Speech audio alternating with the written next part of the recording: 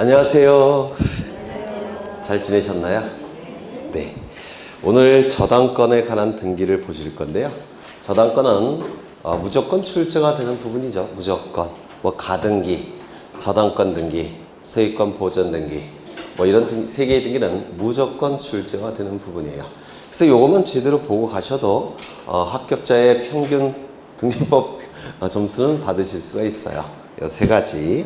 그러면 저당권에 관한 등기, 뭐 개념은 민법에서 하실 테고, 거기 저당권의 객체가 니은에 나와 있는데, 소유권부 저당권, 지상권부 저당권, 전세권부 저당권, 저당권의 종류는 세 가지가 있죠.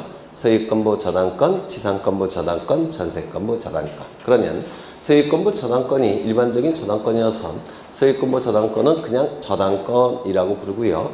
지상권부 저당권, 전세권부 저당권은 정식 명칭을 불러줘야 됩니다. 소유권부 저당권은 소유권자가 설정해주는 저당권이니까 소유자로부터 첫 번째 주등기가 되겠죠. 지상권부 저당권, 전세권부 저당권은 소유자를 기준으로 몇 번째인가요? 두 번째. 따라서 부기 등기가 될 겁니다. 그리고 이 공유지분은 등기부에 지분이 기록되기 때문에 저당권의 객체로 삼을 수가 있죠. 공유지분은 소유권 등기, 저당권 등기, 가압류 가처분 등기가 가능합니다. 그런데 합유지분은 됩니까? 안 됩니까? 안 돼요. 왜요? 등기부에 지분이 기록되지 않으니까. 부동산 특정 일부에 대해서는 소유권 등기, 저당권 등기, 가압류 가처분 등기 가능합니까? 불가능하죠. 농지에 대한 전세권은 금지되어 있다고 했죠. 농지에 대한 전세권은 금지되어 있습니다. 이유는 소작제와 가장 유사하기 때문에 그래요. 다만 농지에 대한 저당권, 농지에 대한 지상권 등기는 가능하죠. 왜요? 소작제와 관련이 없기 때문에 그렇다고 했습니다. 등기 신청은 원칙적으로 공동 신청이 될 테고요. 여기서 제일 중요한 거는 필요적 기록사항입니다. 이게 가장 중요해요. 이때 얼마를 빌려갔는지 채권에, 그렇죠. 누가 빌려갔는지 채무자, 요 두 가지를 반드시 등기부에 기록이 돼야 됩니다. 다만 소유권부 저당권의 경우에는 일반적인 저당권이니까 소유권을 표시할 필요가 없겠지만 지상권부 저당권이나 전세권부 저당권일 때는 지상권에 대한 저당권이고 전세권에 대한 저당권이라는 그 권리를 표시를 해야 됩니다. 여기서 권리는 지상권, 전세권을 얘기하겠죠. 그 다음에 공동 저당의 경우에는 담보 부동산을 다 표시해야 돼요. 그렇겠죠. 한 동일한 채권을 담보하기 위해서 수개의 부동산에 설정된 저당권이기 때문에 각각의 등기부에 공동 담보의 표시를 해야 될 겁니다. 여기서 가장 중요한 것은 거기 동그라미 A인데요. 피담보 채권은 반드시 금전 채권일 필요가 있다 없다. 네? 피담보 채권은 금전 채권이어야 됩니까? 민법에서? 아니죠. 금전 이외의 채권도 피담보 채권이 될 수가 있습니다. 다만 이 저당권자는 금전 이외의 채권이 피담보 채권일 때 변제기에 변제되지 않을 때는 저당권을 실행하죠. 저당권을 실행한다는 얘기는 경매를 청구하는 겁니다. 그러면 법원에서는 임의경매 개시결정 등기를 할 테고요. 매각 절차가 진행이 돼요. 그럼 매각 대금이 나올 텐데 매각 대금으로부터 피담보 채권을 우선적으로 배당을 받게 될 겁니다. 문제는 배당을 받는다는 얘기는 돈으로 배당을 받는다는 뜻이에요. 그런데 금전 이외의 채권일 때는 돈으로 배당을 받아갈 수 없겠죠. 맞아요. 따라서 문제가 발생합니다. 그렇죠. 금전 이외의 채권일 때는 배당을 받아갈 수가 없어요. 그래서 어떻게 합니까?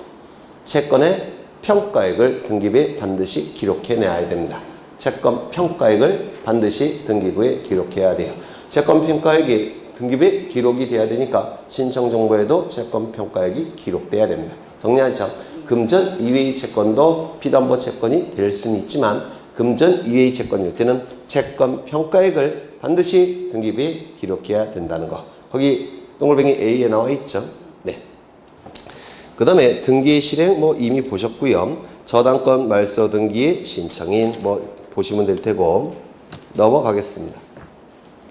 저당권에 관한 기타의 등기가 나와 있는데 저당권 이전 등기, 저당권 일부 이전 등기 읽어보시면 될 텐데 특히 B는 반드시 기억해 두셔야 됩니다.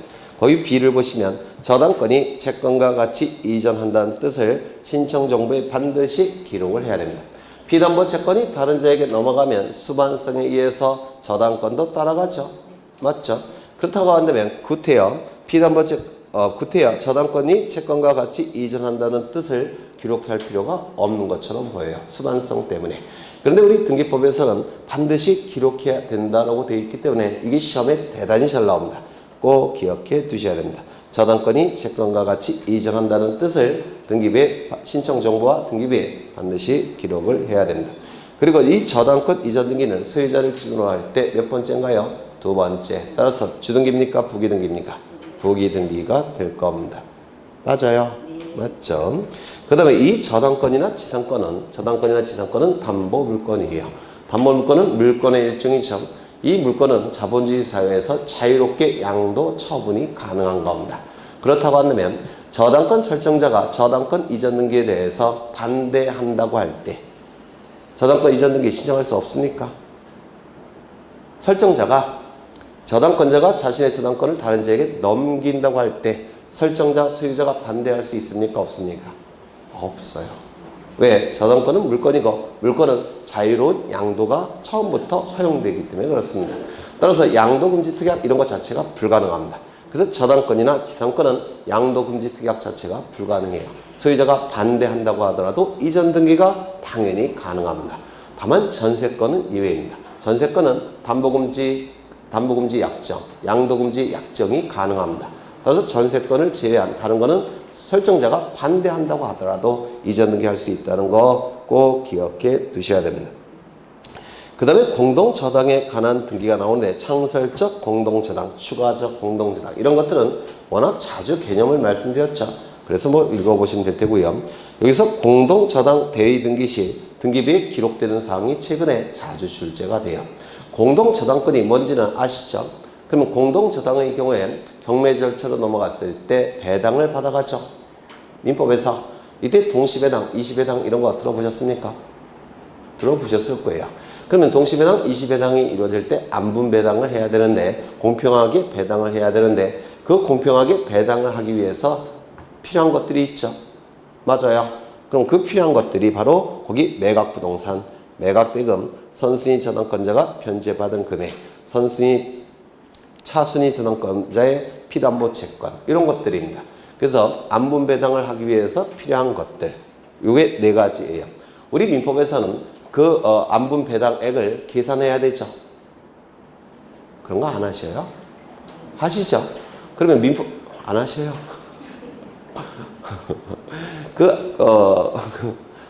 할 말이 없네. 그 민법에서는 공동저당의 경우에 배당액을 계산하는 문제가 출제가 됩니다. 뭐 어렵지는 않아요. 그런데 우리 등기법에서는 배당액을 계산하는 문제가 나오진 않고 그걸 안분배당할 때 필요한 내용들 그것이 등기부에 기록돼야 된다는 게 출제가 돼요. 공동저당권자가 배당을 받을 때 후순위 저당권자는 선순위 저당권자를 대위해서 배당을 받아갈 수 있죠. 그 대위에서 배당을 받아갈 때 필요한 내용들 이게 대위 등기에 필요하다는 겁니다. 매각 부동산, 그 다음에 매각 대금, 그리고 선순위 저당권자가 변제받은 금액, 그리고 후순위 저당권자, 차순위 저당권자가 가지고 있는 채권액 이런 것들은 안분 배당액을 계산할 때 필요한 내용들입니다. 따라서 등기부에 반드시 기록해야 돼요. 이런 것들은 이제 좀 외워두시면 외울 것도 없어요. 사실은 공동저당에서 배당받는 그 계산 방법만 안다면 당연히 필요하다는 걸 느끼실 수가 있습니다. 근데 그거를 제가 또 할 수는 없죠. 민법에서 하는 거니까. 네. 그래서 이 네 가지 최근에 자주 출제가 되니까 좀 기억해 두셔야 됩니다. 그 다음에 근저당권에 관한 등기 나와 있는데 근저당권에 관한 등기 이 근저당권에 관한 등기를 좀 보겠습니다. 이것도 사실은 민법에서 하시는 거예요. 민법에서. 근데 보통 민법 선생님들이 근저당권을 잘 설명 안 하죠. 어려우니까 그냥 틀리시라고. 사실 저도 개인적으로 그렇게 맞다고 생각해요. 네, 너무 어려운 거 열심히 할 필요는 없어요. 왜 70점을 받으면 되니까. 근데 등기법은 만점을 목표로 합니다. 그래서 이것도 해야 돼요. 등기법은. 네. 설명드렸던 것 같은데 이것도. 여기에 부동산이 이렇게 하나 있고요. 소유자는 갑입니다. 갑의 직업이 뭐냐면 전자제품 대리점을 운영합니다. 전자제품 대리점을. 그러면 전자제품을 공급받아야 되겠죠. 을이라는 전자회사로부터 전자제품을 공급받아야 될 겁니다. 그러면 이 갑과 전자회사 사이에는 전자제품에 대한 계속적인 공급 계약을 체결해야 되겠죠. 계속 공급을 받아야 되니까. 그래서 갑과 을 사이에는 전자제품에 대한 계속적인 공급 계약을 체결할 겁니다.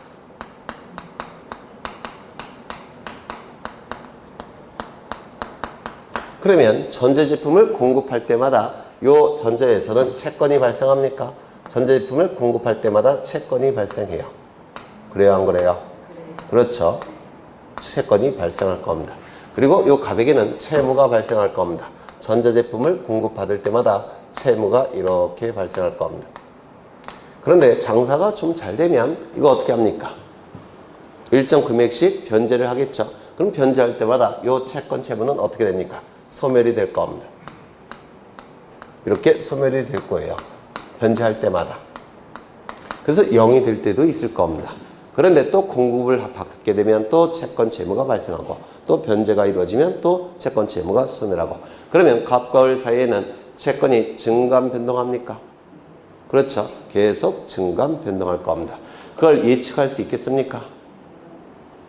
아니, 계속적 공급 계약을 체결했으니까 이걸 예측할 수 있지 않아요. 제품은 공급하면 채권 채무는 발생하고 그리고 변제가 이루어지면 채권 채무는 소멸하고 이거 계속 예측할 수 있겠습니까? 따라서 갑과 을 사이에는 장내에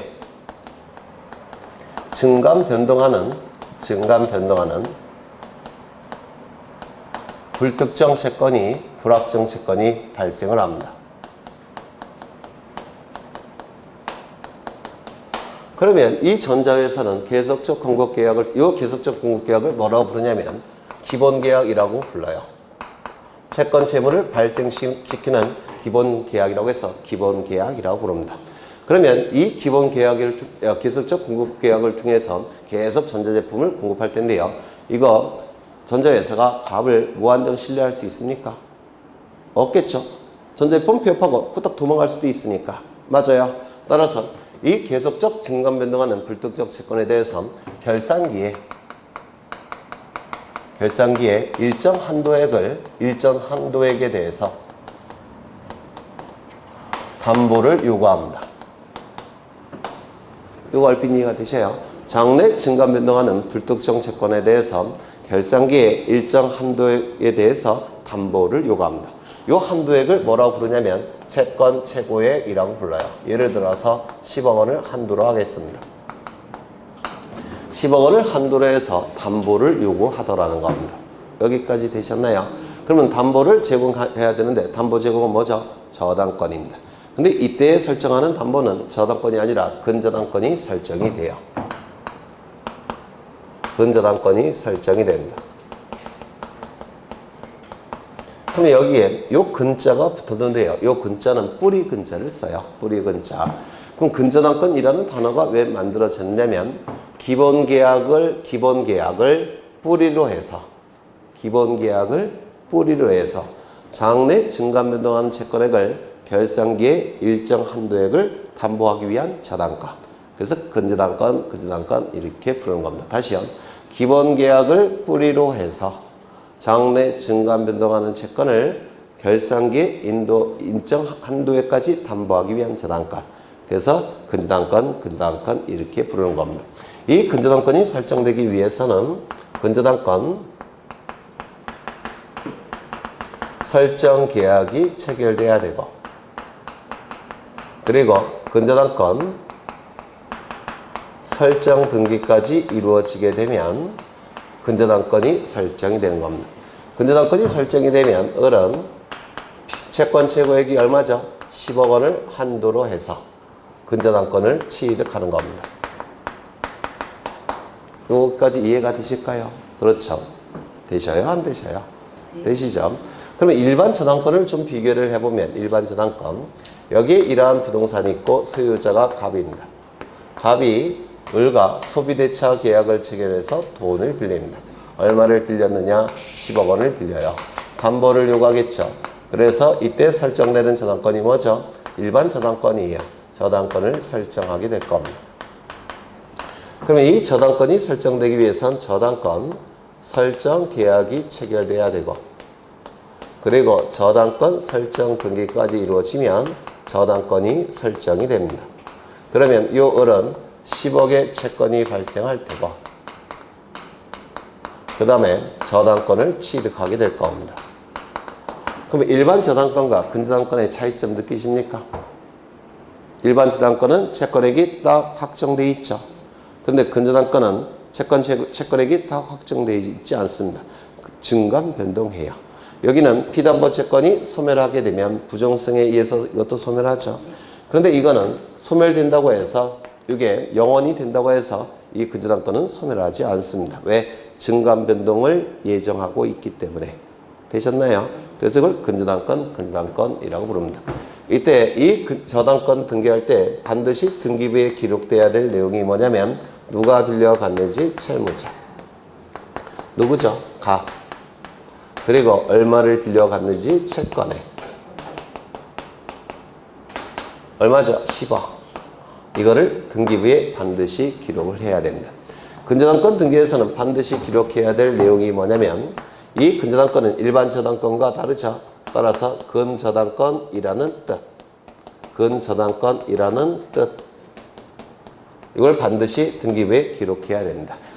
일반 저당권과 근저당권은 개념이 조금 다르니까 두 번째, 누가 빌려갔는지 채무자. 누가 빌려갔는지 채무자. 누굽니까? 가. 그리고 세 번째, 이때는 채권액이 확정되어 있지 않죠. 그렇죠. 그래서 채권 최고액을 기록해야 됩니다. 채권 최고액은 채권액의 최고치. 이걸 채권 최고액이라고 불러요. 얼마일까요? 10억 원을 한도로. 이 한도가 최고치예요. 그래서 10억 원을 한도로 이렇게 표현이 됩니다. 여기까지 되셨나요? 되셨죠? 여기서 조금 어려운 걸 들어갈 겁니다. 여기서 채무자가 만약에 갑에서 A로 바뀌었다면 이 채무자는 저당권의 내용이죠. 맞아요. 채무자는 저당권의 내용이에요. 등기부에 저당권 등기할 때 반드시 기록해야 되니까. 그러면 채무자가 바뀌었다고 한다면 저당권의 내용이 일부 바뀐 거죠. 따라서 무슨 등기를 해야 될까요? 저당권 변경 등기를 하는 겁니다. 내용의 일부 변경 등기를 하는 겁니다. 그러면 저당권 변경 등기를 해야 될 겁니다.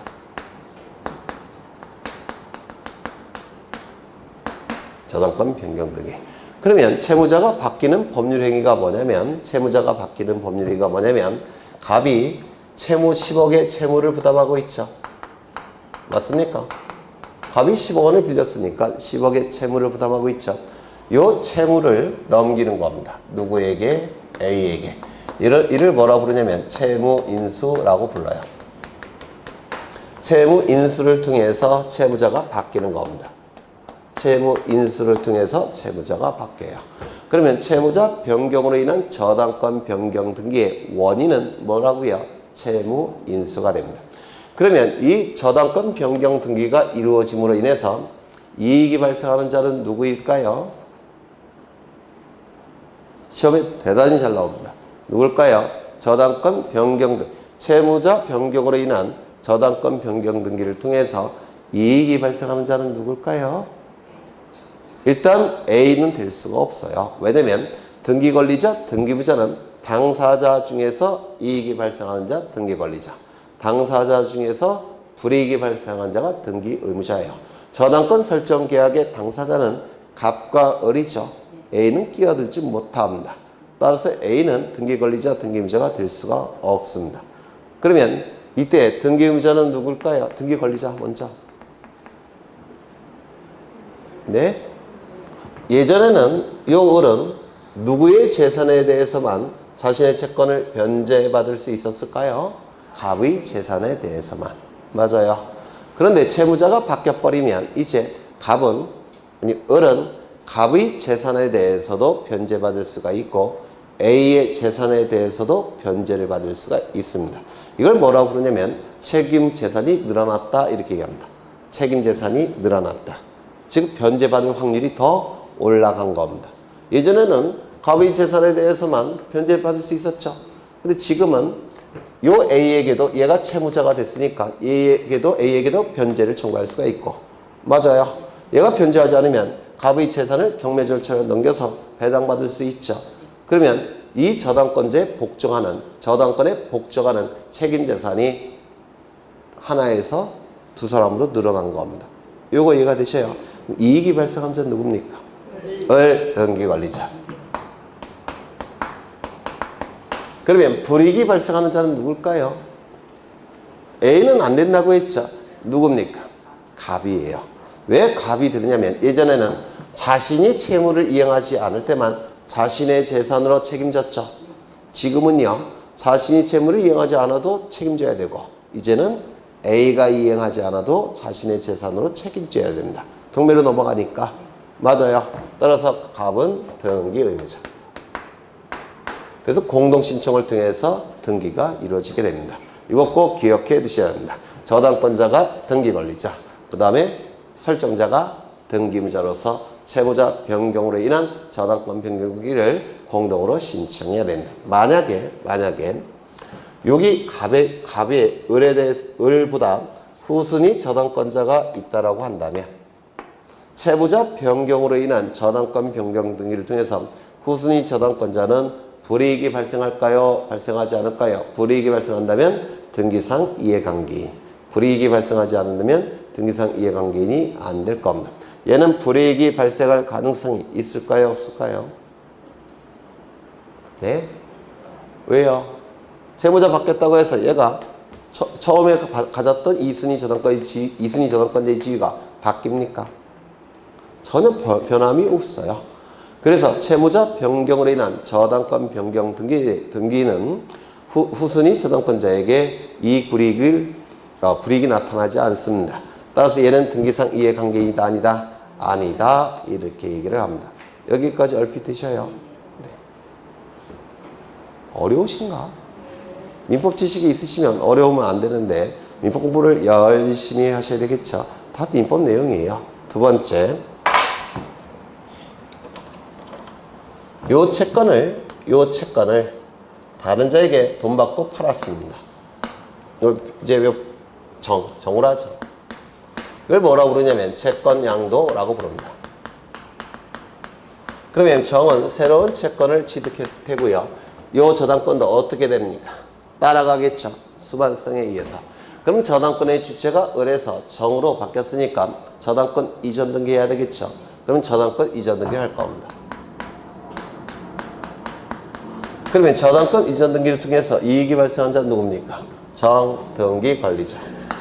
불이익이 발생한 자는 누굴까요? 을, 등기, 의무자. 맞습니까? 그렇죠. 그래서 공동신청을 통해서 등기가 이루어지게 될 겁니다. 그렇다면 채권자 변경으로 인한 저당권 이전 등기에 채권자가 지금 을에서 정으로 바뀌었죠. 채권자 변경으로 인한 저당권 이전 등기에 등기 권리자는 정, 등기무자는 을이 될 겁니다. 그리고 채권자 변경으로 인한 저당권 이전 등기, 등기 원인은 뭘까요? 채권 양도. 맞아요. 채권자 변경일 때는 저당권 이전 등기하는 것이고 등기 원인은 채권 양도. 그렇죠.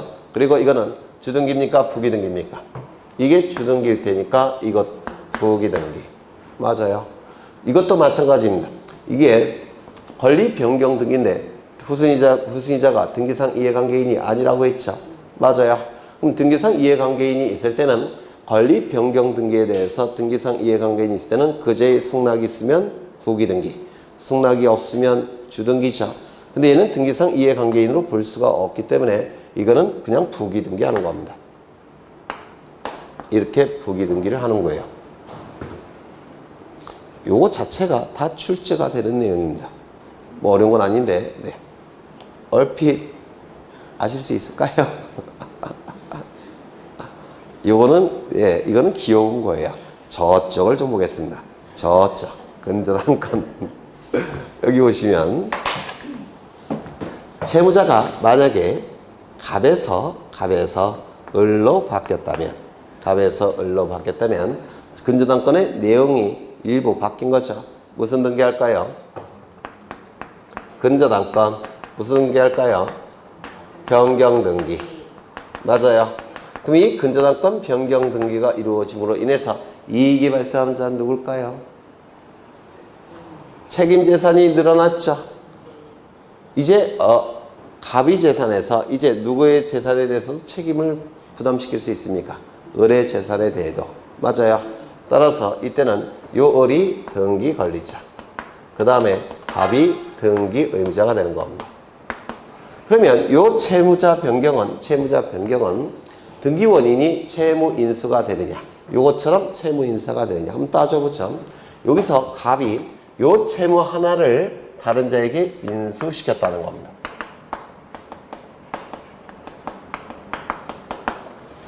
그러면 요 A가 갑이 채무자였다가 A가 채무자로 바뀝니까? 채무 하나를 인수시켰다고 해서. 네? 나머지 채무도 있잖아요. 이렇게. 나머지 채무는 여전히 누가 갖고 있습니까? 갑이 갖고 있어요. 맞아요. 그래서 채무를 하나 다른 자에게 인수시켰다고 해서 근저당권 변경 등기 할 수가 없습니다. 채무자가 안 바뀌니까. 맞아요. 그럼 뭐를 넘겨야 되느냐면 여기 계속적 공급계약에서 발생하는 채무자의 지위 자체를 다 넘겨야 됩니다. 채무자의 지위 자체를 넘겨야 돼요. 채무 하나를 인수시켜서는 안 되고 채무자의 지위 자체를 넘겨야 됩니다. 채무자의 지위 자체를 넘기는 걸 뭐라고 부르냐면 계약 당사자의 지위를 인수시킨다고 해서 계약 인수라고 부릅니다. 계속적 공급계약의 당사자 중에서 채무자의 지위를 인수시킨다고 해서 계약 인수라고 불러요. 그래서 채무 인수 가지고는 채무자가 바뀝니까? 안 바뀝니까? 안 바뀌어요. 이때는 채무자가 바뀌는 게 뭐라고요? 계약 인수. 계속적 공급계약에서 발생하는 당사자 지위 중에서 채무자의 지위를 넘기는 것, 이를 계약 인수라고 부릅니다. 나머지는 똑같습니다. 나머지는 등기권리자, 등기부자. 그리고 이 채무자 변경으로 인한 근저당권 변경 등기 원인은 뭐라고요? 계약 인수. 이거 이해가 되실까요? 되셨죠? 조금 더 들어가 보죠. 요 전자회사가 여기 채권 하나를 병에게 넘긴다고 한다면, 채권 하나를 넘긴다고 해서 근저당권이 따라갈까요? 안 따라갈까요? 안 따라가요. 왜요? 나머지 채권은 여전히 을이 가지고 있죠. 그래서 채권 하나를 양도한다고 해서 채권자가 바뀔까요? 안 바뀔까요? 안 바뀌어요. 이때도 마찬가지로. 그러면 뭐를 넘겨야 되느냐면 채권자의 지위 자체를 넘겨야 됩니다. 채권 하나를 양도한다고 해서 근저당권이 따라가지를 않습니다. 채권자의 지위 자체를 넘겨야지만 근저당권이 따라가는 겁니다. 그럼 채권자의 지위를 넘기는 걸 뭐라고 그러냐면 계속적 공급계약의 당사자 지위 중에서 채권자의 지위를 넘겨야 됩니다. 이거 무슨 말인지 아시겠죠? 이걸 뭐라고 부르냐면 계약 양도라고 부릅니다. 계약 양도. 계약 당사자의 지위 중에서 채권자의 지위를 양도한다고 해서 계약 양도라는 용어를 써요. 되셨나요? 되셨죠? 그러면 채권자의 지위가 이제 넘어가는 겁니다. 10억의 한도는 누구에게 넘어갑니까? 병에게. 맞아요. 그리고 근저당권도 따라가서 근저당권 무슨 등기 할까요? 이전 등기. 이 등기가 이루어짐으로 인해서 이익이 발생한 자는 누굽니까? 병 등기 권리자. 그 다음에 요 을은 뭐가 되는 겁니까? 등기 의무자. 그래서 공동으로 신청하는 것이고 당연히 부기 등기하는 겁니다. 요거 만만치 않죠? 만만치 않죠? 만만해요. 그러면 결산기에 도달하면 이 불확정 채권, 불특정 채권은 어떻게 됩니까? 확정, 특정이 되겠죠. 그래요, 안 그래요?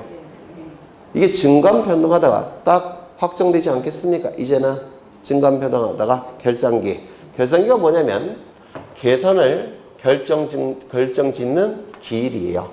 계산을 결정 지어야 되겠죠. 증감 변동하다가. 맞아요. 그러면 결산기에 도달하면 이제 증감 변동하다가 딱 확정이 되는 겁니다.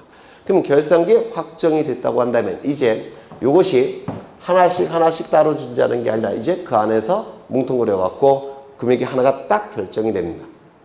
이거 이해가 되셔요? 그럼 결산기에 이것이 딱 결정이 됐으니까, 계산이 돼서 결정됐으니까 이제는 채무 인수 갖고도 채무자 바뀌겠죠. 결산기에 도달하면 이걸 뭐라고 부르냐면 확정 채무 인수 이렇게 얘기합니다. 결산기에 도달하면 채무가 이제 확정이 돼요. 확정 채무를 인수하게 될 겁니다. 그러면 이때는 근저당권 변경 등기가 가능해요. 결산기에 도달하면. 이것도 마찬가지겠죠. 확정 채권 양도라는 표현을 써야 됩니다. 결산기에 도달하면. 네. 이러한 내용들이 이제 쭉 언급이 될 겁니다. 그러면 지문을 한번 보시면 근저당권에 관한 이전 등기 디귿에 나와 있죠.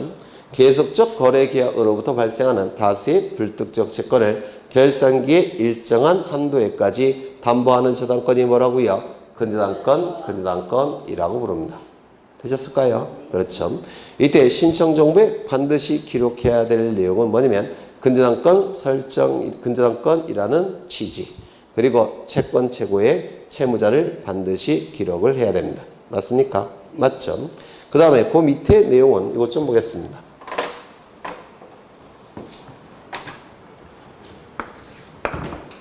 여기 A와 B는 형제입니다. A와 B는 형제인데 대학을 졸업하고 이제 취업을 하려고 하는데 문제는 취업이 잘 안 돼요. 참 요즘 친구들은 좀 불쌍하기도 한데 저희 때는 그냥 원사분 내면 다 취업이 됐었는데 요즘은 참 불쌍한 것 같아요.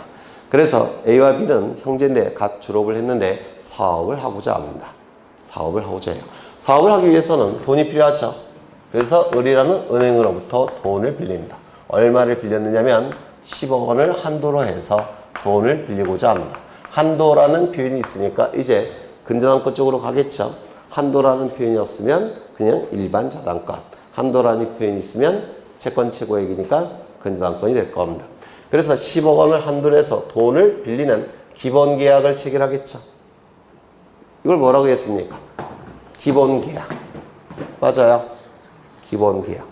그럼 여기서 근저당권 설정 등기 원인은 근저당권 설정 계약일까요? 기본계약일까요?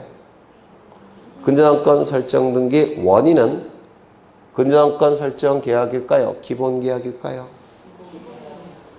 우리가 우리민법 186조에 법률행위 플러스 등기 물권 변동에서 법률행위가 등기의 원인행위죠.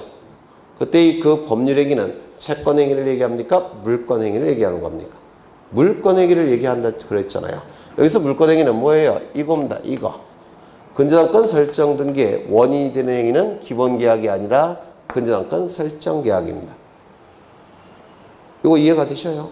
이거 어려운 것도 아닌데 이 등기가 이루어진 거는 이것 때문에 등기된 거 아닙니까? 물권행위 플러스 등기, 물권 변동.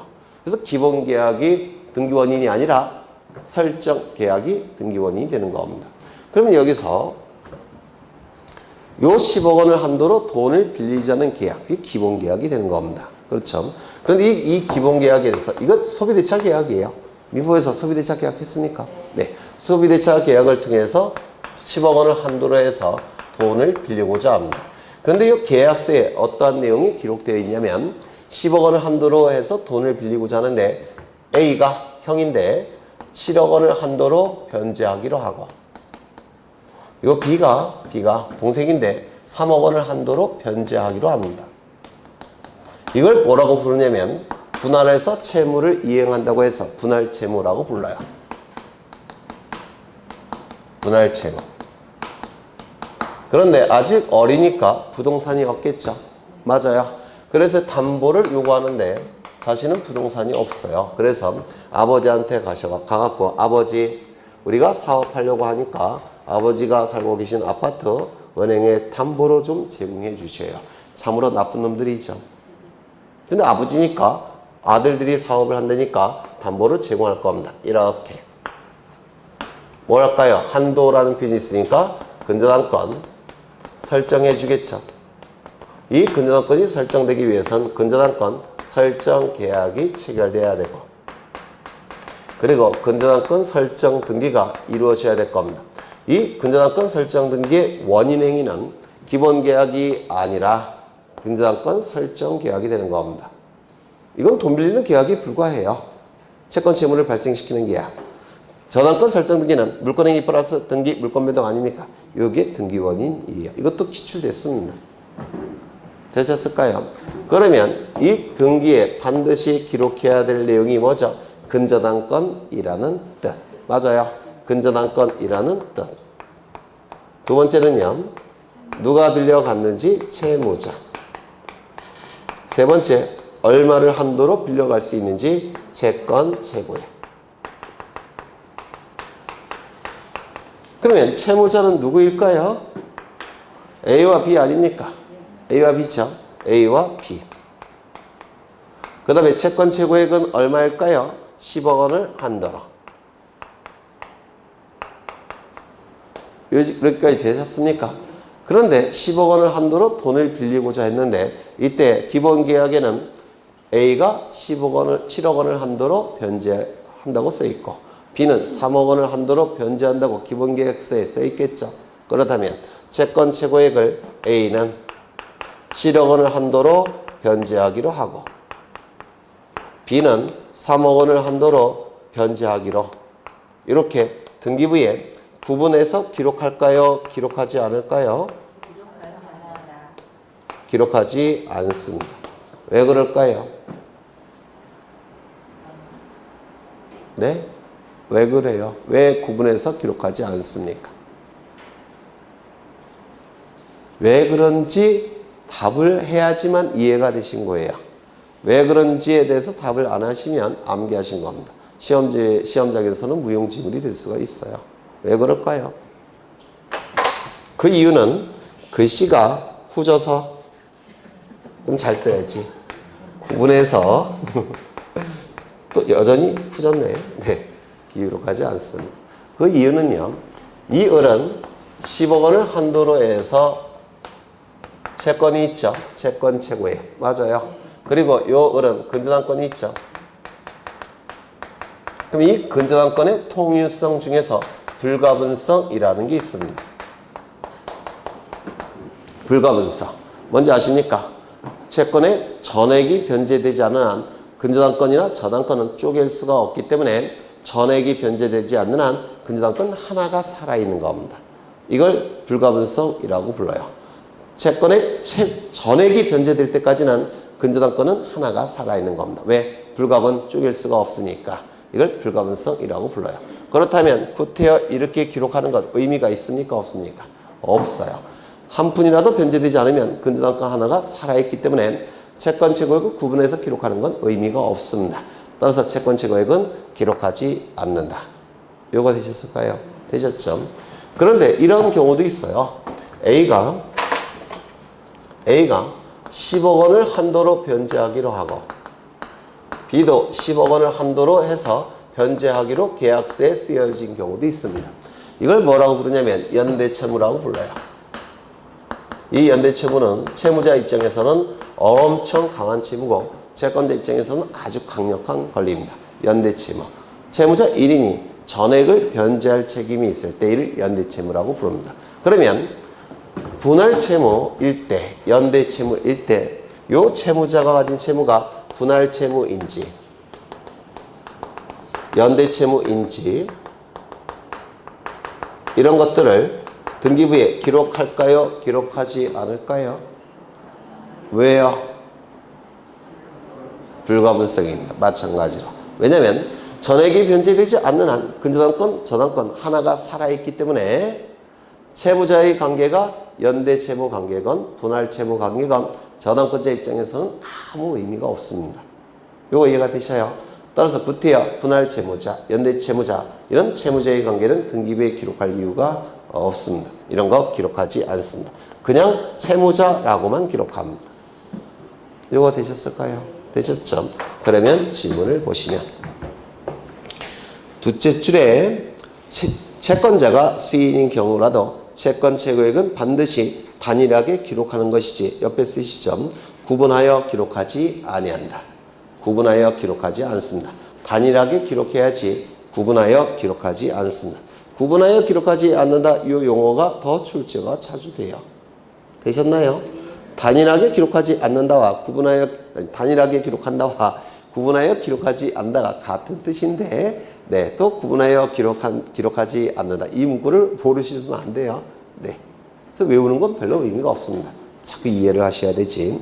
그 다음에 그 밑에 줄 보시면, 채무자가 수인인 경우 그 수인이 채무자가 연대 채무자라 하더라도 등기 기록에는 연대 채무자로 기록한다, 안 한다? 안 한다. 단순히 채무자라고만 기록합니다. 그렇다면 연대 보증인은 채무자일까요, 아닐까요? 여기서 채무자는 돈을 빌린 자를 얘기하는 겁니다. 연대 보증인은 돈을 빌린 자일까요, 아닐까요? 아니죠. 그럼 연대 보증인은 채무자로 기록할 수 있을까요, 없을까요? 없습니다. 돈을 빌린 자가 아니니까. 그렇겠죠. 그 다음에 등기 실행을 보시는데요. 등기의 실행. 거기 세 번째를 꼭 기억해 두셔야 합니다. 이자에 관한 사항은 돈의 의미가 있죠. 따라서 임의적 기록사항입니다. 맞아요. 일반 저당권일 때는 임의적 기록사항이에요. 따라서 합의가 있다고 한다면 이자를 기록하는 것이고, 합의가 없다고 한다면 이자를 기록하지 않을 겁니다. 돈의 의미가 있는 건 임의적 기록사항이니까. 그런데 근저당권의 경우에는 채권 최고액 한도 내에 이자가 당연히 포함되어 있기 때문에 근저당권의 경우에는 이자는 기록하지 않습니다. 다시요. 일반 저당권일 때는 이자는 임의적 기록사항입니다. 하지만 근저당권일 때는 이자는 채권 최고액 안에 당연히 포함되어 있기 때문에 이자를 기록한다, 안 한다? 아예 기록하지 않습니다. 이것 좀 기억해 두셔야 되고요.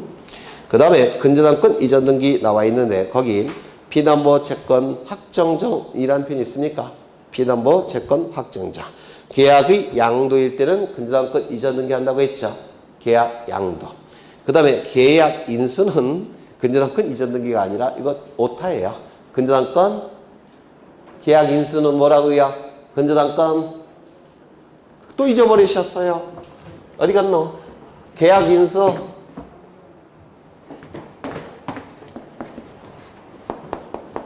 근저당권 이전 등기가 아니라 뭐라고요? 근저당권 변경 등기. 책이 잘못된 겁니다. 오타예요. 계약 양도는 근저당권 이전 등기, 계약 인수는 근저당권 변경 등기. 인수라는 용어와 양도라는 용어는요, 민법에서 사용하는 용어인데 의미는 같아요. 의미는 같지만 요 두 가지를 채권이 넘어가는 건지 채무가 넘어가는 건지 비교를 하기 위해서 하나는 인수라는 용어를 쓰고 하나는 양도라는 용어를 쓰는 겁니다.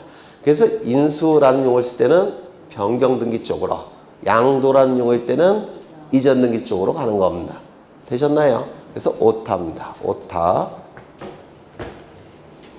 이건 뭐 전공한 사람들만 아는 거니까 그럴 수 있겠죠. 그 다음에 피담보 채권이 결산기에 확정이 됐다면 그때는 뭐가 되죠? 확정 채권 양도. 맞아요. 그리고 거기에 대위 변제. 이건 맞아요. 대위 변제는 이전 등기로 가는 겁니다. 대위 변제는. 이것도 설명드린 것 같은데, 갑은 을로부터 돈을 빌립니다. 10억 원을 빌립니다. 그러면 담보를 요구할 테니까 저당권 설정하겠죠. 맞아요. 그러면 을은 10억의 채권이 발생할 테고, 그리고 저당권이 설정이 됐으니까 저당권도 취득하게 될 겁니다. 저당권 설정 등기라고 저당권을 취득하게 될 겁니다. 이때 병이 채무자는 누구죠? 갑이죠. 얘는 뭡니까? 채권자. 얘는 제3자가 되겠죠. 제3자가 채무자를 대신하는 지위에서 변제하는 경우가 있습니다. 다시요. 제3자가 채무자를 대신하는 지위에서 변제하는 경우가 있는데 이를 대위 변제라고 부릅니다. 제3자가 채무자를 대신하는 지위에서 변제할 때 대위 변제라고 하는데요. 이때 이 대위 변제는 우리 민법의 다수견해와 판례는 뭐로 부르냐면 채권 이전으로 봅니다. 즉 채권 양도로 봐요. 그러면 요 병이 을에게 10억 원의 채무를, 갑의 채무를 변제하게 되면 요 채권이 누구에게 넘어간다는 겁니까? 병에게. 무슨 말인지 아시겠죠? 그래서 대위변제는 채권 양도와 같은 뜻이라고 생각하시면 돼요. 이 대위변제는 여러분 시험범위에 없는 내용이에요. 그래서 굉장히 생소한데요. 민법의 내용입니다. 이런 시험범위 없기 때문에 생소한데 대위변제는 채권 양도, 채권 이전과 같은 뜻으로 보시면 돼요. 네, 다수견해가 이걸로 보니까 무슨 말인지 아시겠죠? 그러면 저당권이 어떻게 될까요? 이전이 돼야 할 겁니다. 저당권 이전 등기를 할 겁니다. 맞아요. 그래서 대위변제라는 용어가 나오면 그냥 채권 양도 같은 뜻이다. 다수견해가 그렇게 보니까 네, 그렇게 생각하시면 돼요. 그래서 그 밑에는 맞는 지문입니다. 확정 채권의 양도 또는 대위변제를 원인으로 근저당권 무슨 등기한다고요? 이전 등기. 되셨을까요? 그 위에 것만 고쳐주면 됩니다. 계약인수는 근저당권 이전 등기가 아니라 변경 등기. 그렇죠. 그 다음에 오른쪽을 보시면 저당권부 채권 질권 등기, 저당권부 채권 담보권 등기는 소유자로부터 두 번째였기 때문에 언제 무슨 등기한다고 했죠? 부기 등기. 그렇죠. 그 다음에 임차권 등기가 나와 있는데요. 임차권 등기 올해 출제가 예정되어 있죠. 필요적 기록사, 차임, 그 다음에 범위가 개정이 돼서 들어갔습니다. 차임과 범위.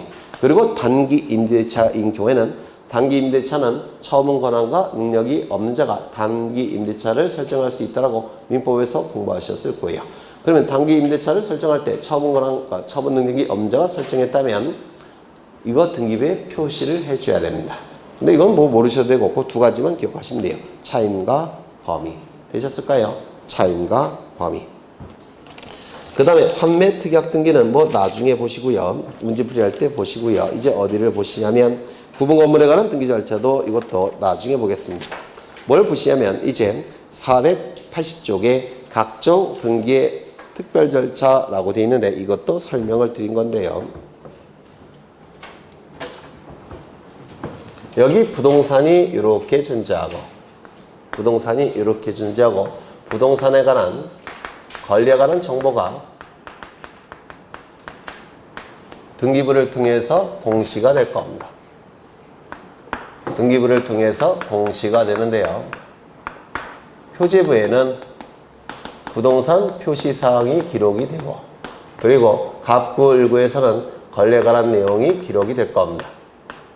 맞아요. 표지부에는 부동산 표시사항이 기록이 되고 갑구을구에는 권리에 관한 내용이 기록이 되는데요. 갑구와 그 다음에 을구에는 권리에 관한 정보가 기록이 될 겁니다. 이 권리에 관한 정보는 먼저 권리의 종류별로 그 내용들이 갑구을구에 기록이 될 겁니다. 맞아요. 또한 갑구을구에는 권리자가 등기명의인 표시사항으로 등기부에 기록이 될 겁니다. 맞아요. 그렇죠. 이때 이 부동산 표시에 관한 사항은 둘로 나눠지죠. 부동산이 건물일 때는 건물의 표시. 그 다음에 토지일 때는 토지의 표시가 기록이 될 겁니다. 건물의 표시는 뭐가 있죠? 건물의 소재, 건물의 지번, 건물의 종류, 건물의 구조, 건물의 면적.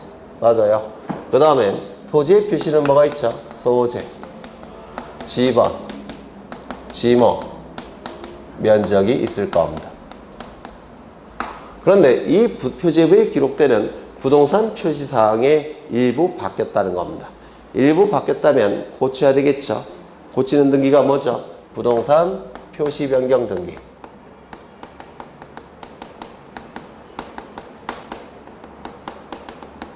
부동산 표시 변경 등기라고 불러요. 맞습니까? 우리 교재는 부동산 표시 변경 등기와 부동산 변경 등기로 나누고 있는데요. 그건 옛날에 그래요. 지금은 그냥 부동산 표시 변경 등기라고 부릅니다. 우리 교재에 있는 부동산 변경 등기는 뭐냐면 거기 요거가 바뀔 때 종류, 구조, 면적, 지목, 면적이 바뀔 때를 부동산 변경 등기.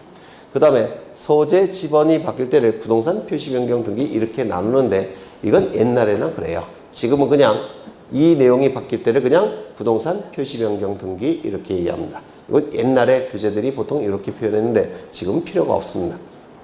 요 내용이 일부 바뀔 때 하는 등기가 뭐라고요? 부동산 표시 변경 등기. 그 다음에 요 내용 중에서 처음부터 일부 잘못 기록했을 때 그걸 고치는 등기가 뭐였죠? 부동산 표시 경정 등기. 기억나셔요?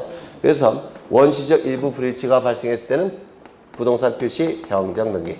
후발적 일부 불일치가 발생했을 때는 부동산 표시 경정 등기. 기억나실까요? 그렇죠. 그 다음에 여기에 권리의 종류별로 뭐가 있죠? 소유권이 있을 테고, 그 다음에 지상권, 지역권, 전세권, 임차권. 이건 뭐죠? 용익물권과 용익채권.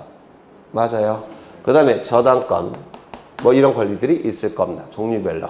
이 종류별로 내용이 기록이 되는데요. 소유권 같은 경우는 지분 같은 것들이 내용이 기록되겠죠.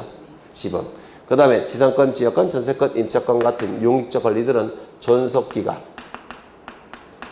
그 다음에 뭐 지료, 전세금, 차익, 범위 이런 것들이 기록되겠죠.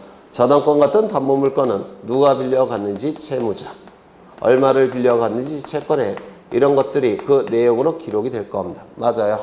그러면 이러한 내용 중에서 일부가 바뀌었을 때 하는 등기가 뭐죠? 권리 변경 등기. 맞아요. 그리고 이 내용 중에서 일부가 처음부터 잘못 기록해서 이를 고치는 등기가 뭐죠? 권리 경정 등기. 기억나십니까?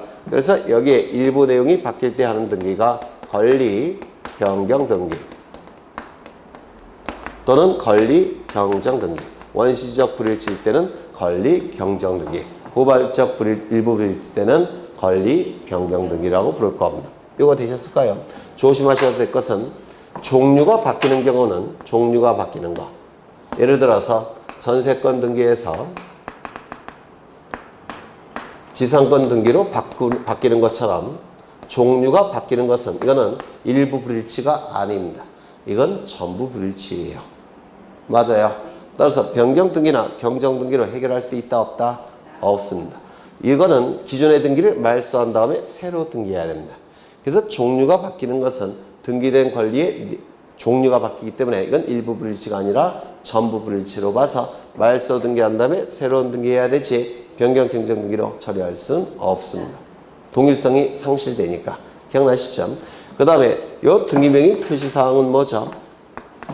이름, 주소, 주민번호죠. 맞아요. 따라서 이름이 바뀐다든지 주소가 바뀐다든지 주민번호가 바뀌는 등기를 뭐라 부를까요? 등기명의인 표시변경 등기라고 불러요.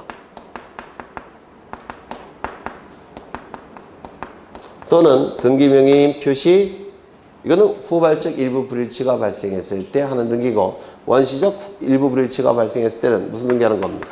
등기명의인 표시 경정 등기라고 얘기합니다. 그래서 이 변경이나 경정 등기는 세 가지가 있습니다. 첫 번째, 부동산 표시 변경 경정 등기. 두 번째, 권리 변경 경정 등기. 세 번째, 등기명의인 표시 변경 등기 경정 등기. 이렇게 세 가지가 있는데요. 우리 책은 네 가지로 구분하고 있지만 그건 옛날에 호랑이 담배 피던 시절, 지금은 이렇게 세 가지로 구분을 합니다. 그럼 여기서 출제가 되는 핵심적인 내용만 보겠다는 겁니다. 출제가 되는 핵심적인 내용만. 먼저 어떡하지? 저기 갈 수가 없는데. 여기서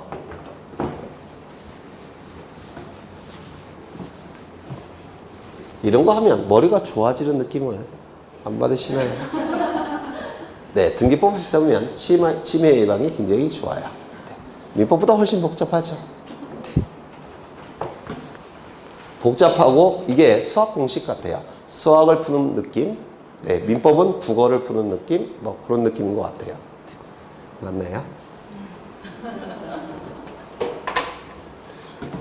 먼저 부동산 표시 변경 등기를 보실 텐데요.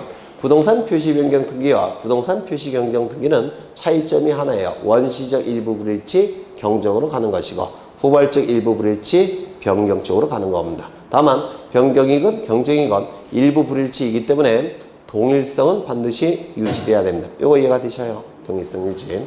그러면 먼저 부동산 표시 변경 등기는 첫 번째 표제부에서 이루어지는 등기죠. 맞습니까? 표제부에서 이루어지는 등기입니다. 두 번째, 단독 신청일까요? 공동 신청일까요? 표제부에서 이루어지는 등기는 권리에 관한 내용이 기록되지 않죠. 따라서 등기 문제가 존재할 수가 없습니다. 권리에 관한 내용이 기록되지 않으니까. 언제나 무슨 신청? 단독 신청. 세 번째, 표제부는 기준이 뭔가요? 표제부는 대장 아닙니까? 맞아요. 그래서 대장 등록을 먼저 선행해야 됩니다. 대장을 먼저 등록을 해야 돼요. 기준이 표제부는 대장이기 때문에 그렇습니다. 이를 대장 등록을 선행한다 이렇게 얘기합니다. 대장을 먼저 고친 다음에 등기부 표제부를 바꾸는 겁니다. 기준이 표제부는 대장이기 때문에 그렇습니다. 이때 이 대장은 두 가지가 있죠. 건물의 경우에는 건축물 대장. 맞아요. 토지의 경우에는 토지 대장과 임야 대장이 있죠. 맞습니까? 그럼 토지의 경우에는 공간정보법에 의해서 지적공부가 반드시 존재합니다. 맞죠? 지적공부 중에서 가장 중요한 대장이 지적공부가 뭐죠? 토지대장, 임야대장이에요. 따라서 토지에 관한 토지의 표시 변경 등기 신청할 때는 토지대장, 임야대장을 반드시 첨부해야 됩니다. 맞아요. 그런데 건물의 경우는 얘기가 달라집니다. 건물은 허가를 받은 경우에는 건축물 대장이 있죠. 이때는 이걸 첨부하면 될 겁니다. 그런데 무허가, 허가를 받지 않은 건물, 이것도 보존등기 신청할 수 있다고 했죠. 기억나셔요? 허가를 받지 않은 건물도 보존등기 신청할 수가 있습니다. 그러면 표제부에 허가를 받지 않은 것도 등기부가 존재할 수 있는 것이죠. 그렇다면 허가를 받지 않은 경우에는 건축물 대장이 있습니까? 없습니까? 없어요. 그러면 허가를 받지 아니한 건물의 경우에는 건축물 대장을 반드시 첨부할 수는 없겠죠. 맞아요. 그래서 건축물 대장을 반드시 첨부할 수 없는 경우도 있기 때문에 이때는 건축물의 표시를 증명하는 대장 이외의 정보를 등기소에 제출해도 됩니다. 무허가 건물이 있기 때문에. 이거 이해가 되실까요? 토지의 경우에는 토지대장, 임야대장을 반드시 등기 신청 시 첨부해야 됩니다. 표제부를 고칠 때는. 그런데 건물의 경우에는 무허가 건물이 있기 때문에 건축물 대장이 없는 경우도 있어요. 그러면 건물 등기부의 표제부 고칠 때는 반드시 건축물 대장을 첨부한다. 그러면 O입니까? X입니까? X가 돼버립니다. 건축물 대장 이외에 다른 건물의 표시를 증명하는 정보도 상관이 없다는 겁니다. 이거 이해가 되실까요? 되시죠? 세 번째. 보셨네. 네 번째. 이 표제부 등기는 주등기일까요? 부기등기일까요? 네? 표제부 등기는 언제나 주등기. 언제나 주등기. 다섯 번째. 합병 등기와 합필 등기를 유념하셔야 됩니다.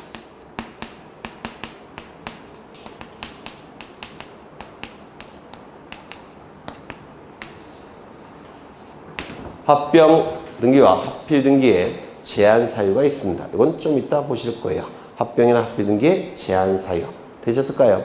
그리고 이거는 좀 어렵고요. 이게 기본적인 내용인데 이거는 이미 알고 계셔야 돼요. 누누이 떠들었던 거니까. 어려운 거 있을까요? 없을까요? 없어요. 그렇죠. 두 번째. 권리 변경 등기를 보겠다는 겁니다. 권리 변경 등기. 요거. 권리 변경 등기. 첫 번째. 표제부에서 이루어집니까? 갑구에서 이루어집니까? 갑구, 을구. 소유권 변경 등기는 갑구. 소유권 이외의 권리의 변경 등기는 을구에서 이루어질 겁니다. 두 번째. 단독 신청일까요? 공동 신청일까요? 예를 들어서 전세금이 10억에서 20억으로 늘어났다는 겁니다. 그러면 소유자가 올려달라고 한다고 해서 무조건 20억으로 쭉 늘어납니까? 상대방이 승낙해야 되겠죠? 그러면 청약이 있고 승낙이 있을 때 뭐가 이루어집니까? 계약. 맞아요. 그래서 이 권리변경 등기는 불이익이 발생한 자도 존재하기 때문에 이게 뭐가 되는 겁니까? 공동신청이 원칙이에요. 그 다음에 이때는 가장 중요한 첨부 정보는 청약이 있고 승낙이 있어야 되겠죠. 올려달라고 한 데서 무조건 올라가는 건 아니죠. 전세금이 승낙이 있어야 된다고 했죠. 그래서 계약서. 이게 중요한 첨부 정보가 됩니다. 그 그 다음에 네 번째, 이 권리 변경 등기는 예를 들어서 전세금이 10억에서 20억으로 늘어나면 전세권의 내용이 바뀐 거죠. 전세권 변경 등기를 할 겁니다. 맞아요. 그러면 이 전세권 변경 등기가 이루어졌을 때 다른 전세권이 되는 겁니까? 아니죠. 같은 전세권이죠. 동일성 유지. 따라서 주등기입니까? 부기등기입니까? 부기등기예요. 그런데 등기상 이해관계인이 있을 때는 그자의 승낙이 필요하죠. 승낙은 뭐에 대한 승낙이라고 했습니까? 순위 유지에 대한 승낙. 순위 유지에 대한 승낙이 있다면 무슨 등기입니까? 부기등기. 순위 유지에 대한 승낙이 없다면 주등기. 기억나셔요? 이거 워낙 여러 번 한 겁니다. 네, 그 다음에 다섯 번째. 다섯 번째는 여기는 없어요. 이게 중요합니다. 그 다음에 이제 뭘 보실 거냐면 등기명인 표시변경 등기. 이 등기명인 표시변경 등기는 첫 번째, 어디다 하지? 여기다 하죠. 표지부에서 이루어지는 등기입니까? 갑구을구에서 이루어지는 등기입니까? 갑구을구. 맞아요. 소유권자는 갑구에 기록이 될 테고 전세권자, 지상권자, 임차권자는 을구에 기록되겠죠. 갑구을구에서 이루어지는 등기입니다. 두 번째, 단독 신청일까요? 공동 신청일까요? 이름이 바뀐다고 해서, 주민번호가 바뀐다고 해서, 주소가 바뀐다고 해서 권리를 상실하여 불이익이 발생하는 등기부자가 있겠습니까? 없죠. 단독 공동, 단독 신청. 언제나 단독 신청. 세 번째, 그러면 이름이 바뀌었다는 것을 증명해야 되겠죠. 이름이나 주민번호, 주소가 바뀌었다는 걸 증명할 수 있는 서류가 뭐 있죠? 주민등록표, 등초번. 주민등록표, 등초번. 네 번째, 이름이나 주민번호나 주소가 바뀐다고 해서 권리자가 바뀌는 겁니까? 그건 아니죠. 동일인이죠.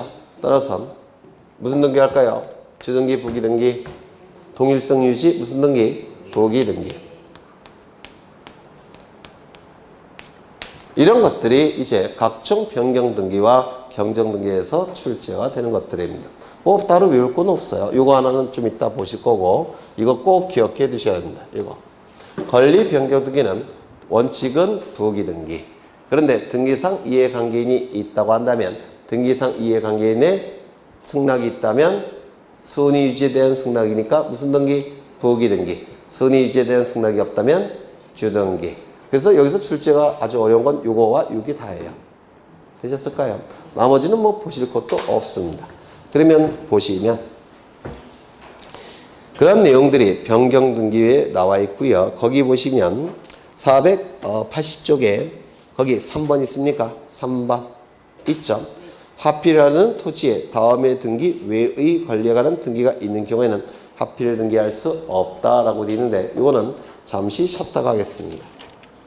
잠시 쉬었다가.